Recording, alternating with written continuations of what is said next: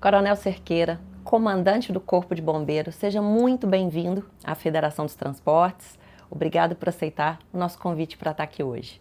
Obrigado, Simone. Eu agradeço o convite, para tratar de um tema de extrema importância. Vamos falar um pouquinho das atuações que vocês, lá no Corpo de Bombeiros, têm tido em prol da vida. O Corpo de Bombeiros atua no atendimento às ocorrências de trânsito também.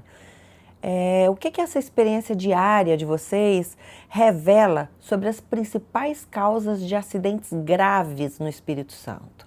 É bom dar uma contextualizada na atuação do Corpo de Bombeiros, que aqui no estado a gente já atua desde 92, desde antes da Portaria 2048, que criou um sistema diferenciado de saúde lá em 2004, em 2005, por aí, e foi criado o SAMU.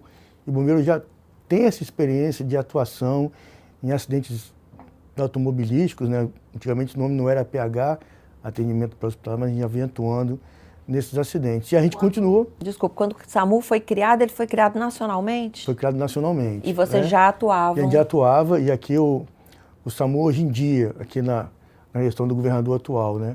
A gente tem o SAMU nos 78 municípios, mas nasceu em poucos municípios. Nasceu na Grande Vitória e em Guarapari, então eram poucos municípios. Se não me engano, na época eram 5 municípios, eram 18 viaturas para atender, que eram 14 unidades básicas e 4 avançadas. As avançadas não tem a presença do médico. A gente atua já há bastante tempo nessa área. E assim, a presença do SAMU dividiu muitos esforços conosco, foi muito importante, mas o bombeiro tem uma atuação importantíssima, principalmente nos acidentes de alto impacto. No acidente você tem os acidentes de baixo impacto, médio impacto, de alto impacto, de altíssimo impacto. E vai depender, principalmente uma variável importante, da velocidade do choque, né? 2 carros vindo a 20, 40 km de choque. Então, em geral, os acidentes com uma velocidade de impacto de acima de 80 km, em geral, esses acidentes são de alto impacto. Ah, mas o carro geralmente está vindo a 120, 140, não, mas assim, botou o pé no freio e já baixa ali para 60, 50. Por isso que também os acidentes, por exemplo, que não tem marca de frenagem, são acidentes mais perigosos, porque pode ser que o motorista tenha dormido, então ele bate na velocidade que ele vem, se ele está a 100, 120, então, em geral, são alto impacto. Então, assim, a participação do Corpo de Bombeiros, principalmente nesses acidentes de alto impacto, porque nós que fazemos a extricação das vítimas, né? Então, um acidente com impacto maior, ao amassamento do cockpit do carro, e, em geral, as vítimas ficam presas, né? Ou a perna fica presa, né, os pés no pedal, a perna porque o painel cai, ou o outro posicionamento, um acidente com capotamento. Então, assim, a presença do bombeiro é fundamental. Por que eu estou falando isso? Porque, em geral, esses acidentes de médio, mas principalmente de alto impacto para cima, no veículo, que são acidentes que causam ali lesões mais graves ou até o óbito, né? A gente não vai ter um acidente, por exemplo, de um carro com outro, um sinal aqui nesse trânsito grande, há um amassamento do carro, mas em geral não acontece algum dano colateral, né, para a vida daquela pessoa, né? Exceto no caso das motos. Mas aí eu vou deixar para... Eu acho que essa pergunta eu já respondi, eu vou deixar para a próxima pergunta. Esses acidentes ao qual o senhor está se referindo, então eles acontecem prioritariamente nas rodovias? Eles acontecem prioritariamente nas rodovias ou em horários urbanos que há poucos carros. Por exemplo, no passado acontecia muitos acidentes na madrugada por ocasião de jovens retornando de boates, beberam demais e... Não sei se você deve lembrar, mas teve uma época que era normal bater ali no pedágio da terceira ponte, descia muito rápido, não conseguia entrar na cabine e batia ali. Então, porque de madrugada você tem as vias mais vazias, então os carros podem imprimir mais velocidade. Então, assim, a questão da intensidade do acidente, intensidade do dano, está muito relacionado, obviamente, à velocidade de impacto. Obviamente que não é só essa variável, eu diria que é a variável âncora. Você tem outras questões, obviamente, né? Não está usando cinto de segurança, é um carro que ele é um carro menor, entendeu? Então o amassamento do cockpit dele, né, assim, vai ser mais importante. E uma coisa é um caminhão batendo poste e um carro menor, né? Um carro, um Fusca, uma Brasília. Estou falando aqui, uma marca que não tem nada a ver com a... Né? Não quer dizer que a marca é melhor ou nem pior, mas são carros mais antigos, são carros mais frágeis, não é? Então, assim, essas variáveis também, elas podem É engraçado que as pessoas relacionam o amassamento como se fosse um problema, mas na verdade o amassamento ele recolhe ali um pouquinho do impacto, né? Até um certo ponto, né? Ele diminui a energia cinética. Então, assim, até um certo ponto, aquele amassamento ele é positivo, certo? Que ele evita, né? Quando você bate com o carro, você tem uma desaceleração abrupta.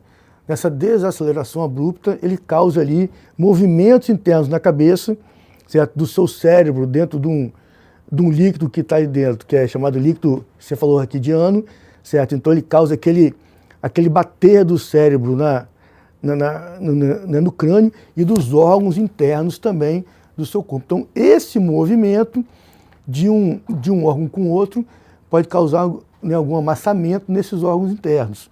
Então, assim, esse carro que absorve esse impacto, né, essa lataria é importante, mas quando a lataria também ela é muito frágil e o acidente é muito forte, o que acontece? Há o amassamento do corpo da vítima, um amassamento do crânio, um amassamento do corpo da vítima, porque o cockpit ele fica totalmente amassado.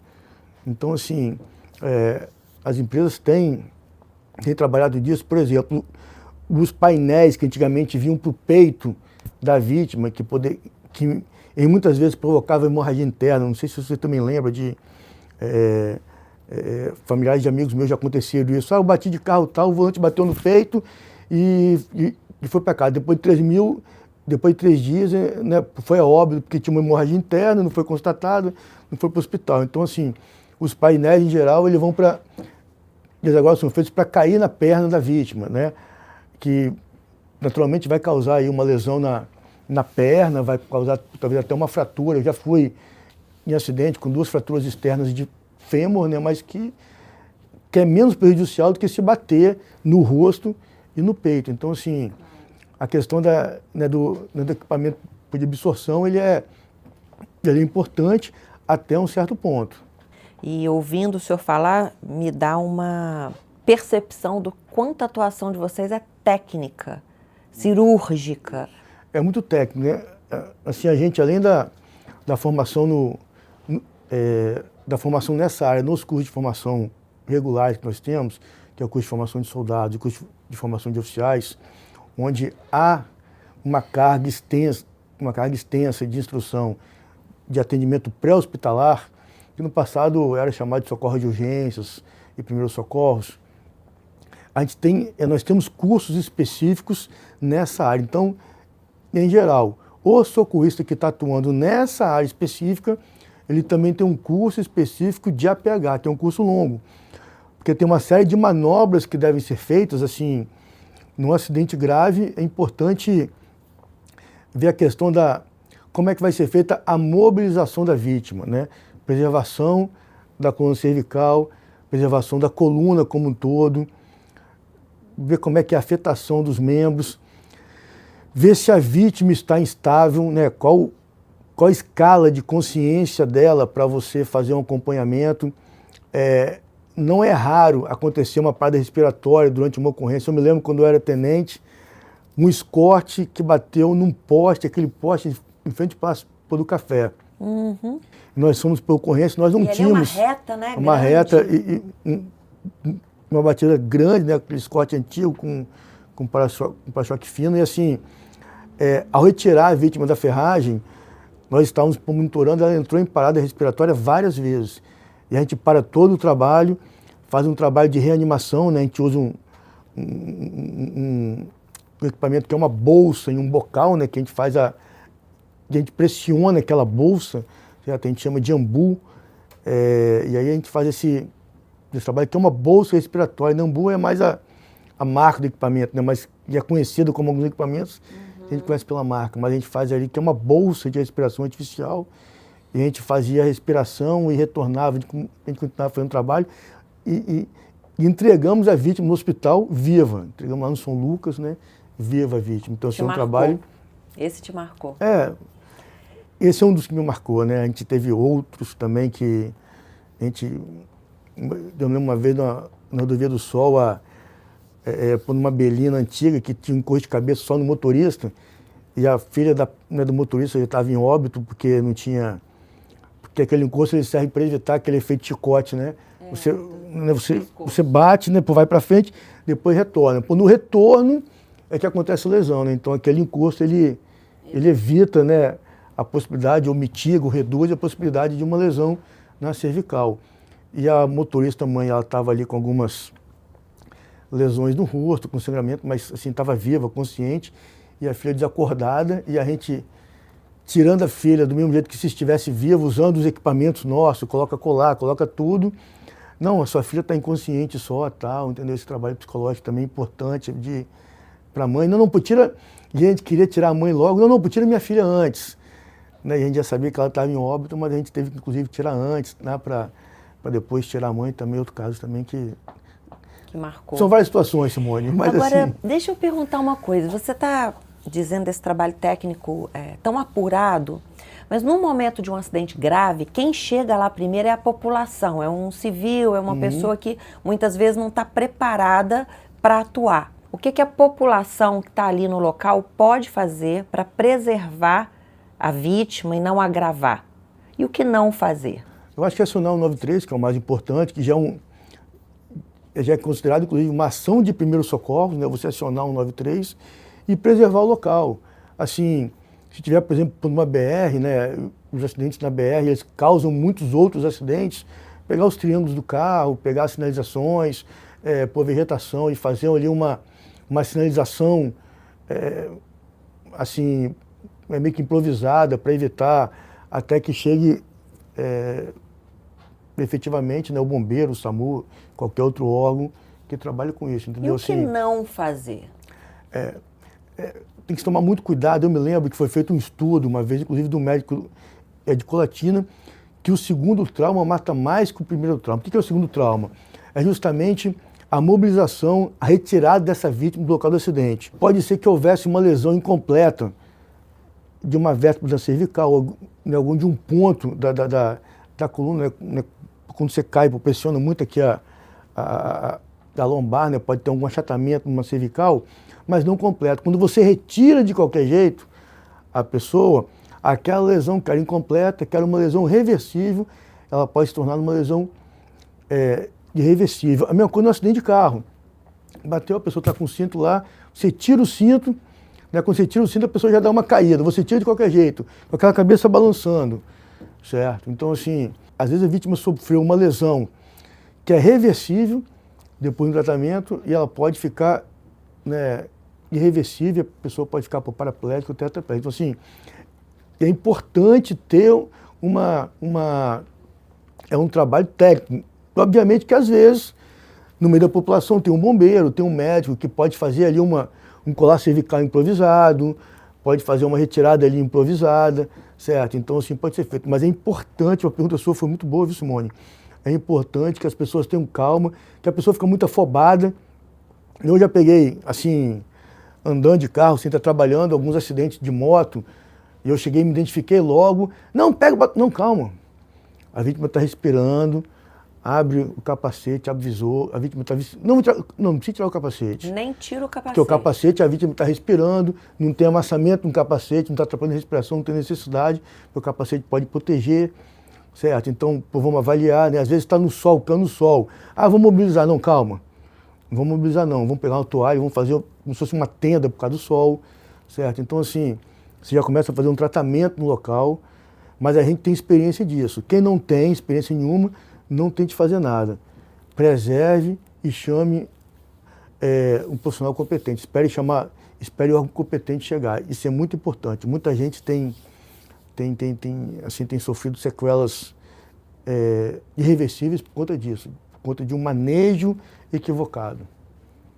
Muito importante ouvir isso. Quais são os comportamentos que a população, que o motorista pode ter na sua visão, para evitar esses acidentes gravíssimos, graves?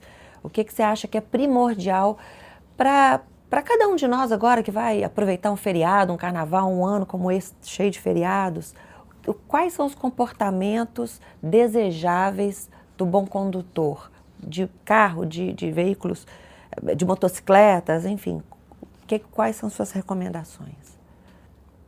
Simone, outra pergunta importantíssima. Assim, a gente passa pelo ponto que qualquer acidente ele pode ser evitado. Inclusive, eu passei um artigo para você, né, agora aí que eu falo isso, qualquer acidente pode ser evitado. Que assim, é certo que haja um caso fortuito, um raio que caiu, né, naquela hora, alguma coisa desse tipo, certo? Todos os acidentes podem ser evitados. Então, assim, o comportamento humano é fundamental. Então, assim, vou começar com a questão do carro, revisão do carro, certo? Então, assim, esse é um comportamento que não é nem no trânsito, ele precede o trânsito.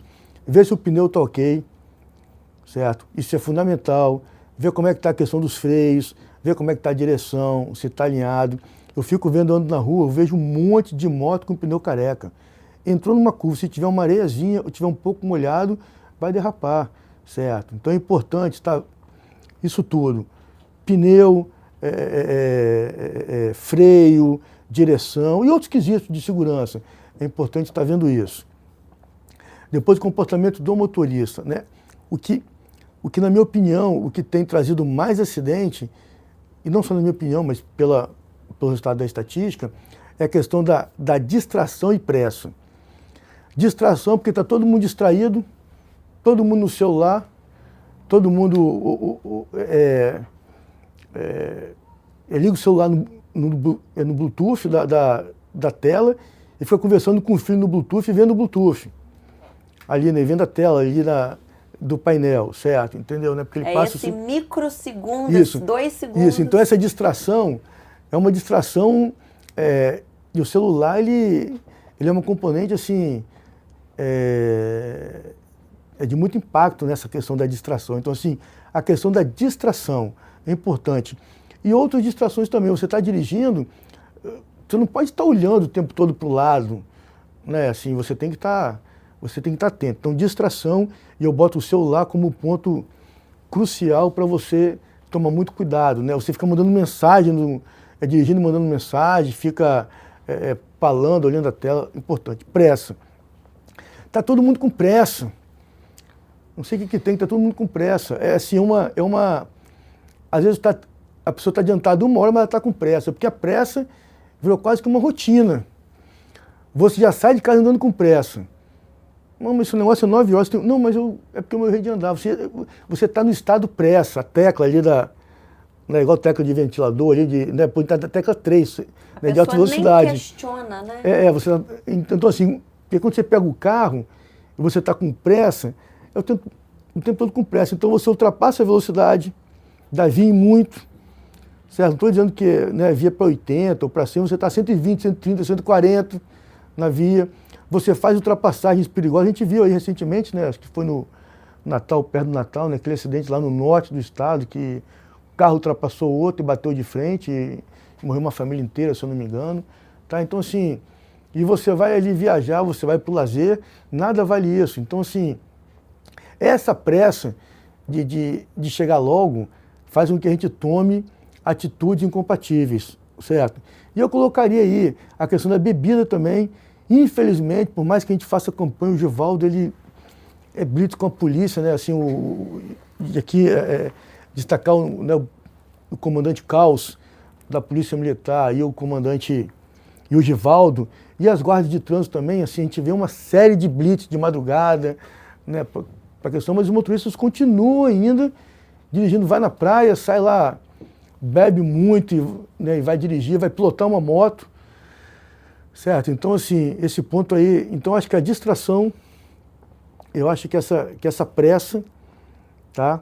A questão da bebida alcoólica, tá?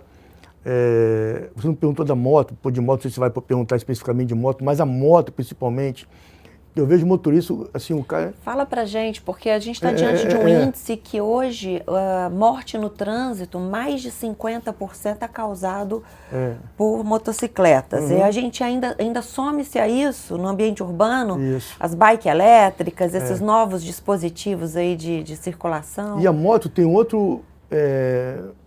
tem uma agravante. Eu falei que o carro, né, dificilmente no trânsito, você vai ter um acidente de alto impacto, não sei que seja de madrugada, então você dificilmente vai ter uma lesão ali, talvez uma criança ali que talvez não botou o cinto e tal, mas assim, é mais difícil. Mas a moto, você pode estar 20, pode estar 30, pode 40 e pode sofrer um acidente a óbito e morrer. Você caiu, veio um carro e passou por cima, você caiu, bateu no meio fio, caiu de mau jeito, certo? Moto não tem cinto de segurança, moto não tem para-choque. E eu vejo assim, eu também tenho moto, usei moto a vida toda, graças a Deus, Deus me abençoou, nunca caí de moto, mas eu sempre tive meus cuidados, certo? Nunca, nem de carro, né, de moto principalmente com bebida alcoólica, nunca, as minhas motos sempre assim, fiz uma revisão agora, troquei 2 pneus, não precisa trocar não quero trocar, que eu quero que o pneu seja novo, troquei os 2 pneus. Eu nunca saio de moto de sandália, sempre de tênis, sempre bem vestido, preferencialmente de calça jeans, sabe? Então, assim, toma muito cuidado. Eu nunca, assim, evito ao máximo sair de moto na chuva. Às vezes você está chegando em casa, então assim, vou deixar a moto na esquina, vou rapidinho, tá no bairro ali, então você termina a sua caminhada, mas assim, um cuidado que você tem que ter com moto. Moto, assim, é muito perigoso, o carona não tem um traquejo, bota o peso para o lado errado, e geralmente na queda, quem se machuca é o carona, porque o motorista, ele sabe que vai cair ali, ele escorregou e sabe que vai cair. O carona só vê que caiu depois que está no chão. Isso é importante. Eu acho que essa pressa do motorista, do piloto, o piloto de moto não é para... qual a vantagem da moto? Né? A moto você consegue um pouco mais rápido, porque você tem, por exemplo, a ponte, você tem uma via da ponte, o trânsito parou. Aí você vai no meio do carro, para naquela posição dedicada à moto, o trânsito está parado no sinal, você vai ali, tudo bem, né? Agora, o que acontece? Eu fico vendo as motos o tempo todo no meio dos carros, em curva. Qualquer pessoa que faz uma curva um pouco errado, come um pouco a faixa, abre um pouco mais, vai bater na moto. Assim... Isso se agrava com ônibus e caminhões. Ônibus e caminhões, está apertado. Não tem visibilidade sequer de que aquele motociclista está ali. Não sei você, Simone, mas eu, assim, o maior terror para mim no Hora de Rush são as motos. Que você fica o tempo todo ali, tentando não bater ali o retrovisor e até não machucar ninguém, porque ninguém quer atropelar ninguém. E aí, voltando àquela pergunta, eu sou a primeira lá, né, do comportamento. Eu citei aqui vários comportamentos que, com certeza, evitaria o acidente ou minimizaria o efeito do acidente. Porque uma coisa é eu estar de moto, de sunga e cair lá no asfalto, outra coisa é eu estar com essa roupa que eu estou aqui, né, de coturno, de bota e de calça, né, o efeito, o dano colateral vai ser muito menor do que se eu tiver de sunga, tá? Então é isso. Eu acho assim que eu fiz um apanhado geral aí, assim... Tentei organizar carro e moto, né, assim, e definir assim direitinho para, né, quem estiver ouvindo a gente prestar atenção, né, o comandante do bombeiro com muita experiência aqui, tem 35 anos de serviço, já atuei na busca e salvamento quando eu cheguei durante muito tempo, fui em muito acidente automobilístico, a gente estava conversando antes aqui de alguns casos que eu te apresentei poucos, e assim, eu tenho certeza do que eu estou falando, não é que eu acho que se fizesse isso melhoraria, não. Tenho certeza que se atender o que eu estou falando aqui, vai ser muito melhor para todo mundo e ninguém vai ter o desprazer de se machucar, ir para o hospital, ligar para a esposa, para a mãe, para a filha, para o filho, dando uma notícia ruim e o pior ainda, não dá óbito, né? Deixando sua família aí, né? Assim que pai de família com crianças, né? Deixando a família que ninguém quer. Ou seja, é uma decisão do motorista que pode fazer a diferença nesse carnaval feliz, alegre, que é o que a gente deseja para todo mundo, né? Eu falo assim, você tem que levantar, eu tenho que tomar e falar assim, hoje eu não quero morrer, não quero cair de moto, não quero me machucar. Você tem que tomar essa decisão quando você acorda. Eu não quero isso hoje, essa decisão tem que ser todo dia. Bem, Para tomar essa decisão tem que fazer isso. E aí quando você sai de casa com esse mindset ajustado, aí tem um carro ali que, opa, o meu mindset, não quero tomar acidente, vou um pouco mais devagar, vou fazer isso, vou fazer aquilo. O cara muda o comportamento, ele tem que acordar, eu não quero morrer hoje, não quero cair de moto. Eu estou falando da moto, mas pode ser o carro também, tá? Eu vou fazer uma viagem, eu não quero morrer hoje. Eu vou viajar, não quero morrer hoje. O que eu tenho que fazer para não morrer hoje? A outra coisa, viu, Simone? É importante também a questão da direção defensiva, certo? Porque tem outros carros que cometem irregularidades. Você está em uma curva. Se um outro carro vier ultrapassando o outro na curva, você tem como não colidir no outro carro? Você está atento para isso? Você consegue dar uma guinada, você sair? Também é importante. Então, assim, sair de casa, vou viajar, eu não vou morrer, meu filho não vai morrer. Faça suas orações, que eu acredito muito nisso, peça a Deus antes. Fala assim, eu vou me comportar bem no trânsito. Eu vou ser um bom menino no trânsito. Dificilmente vai acontecer alguma coisa indesejável.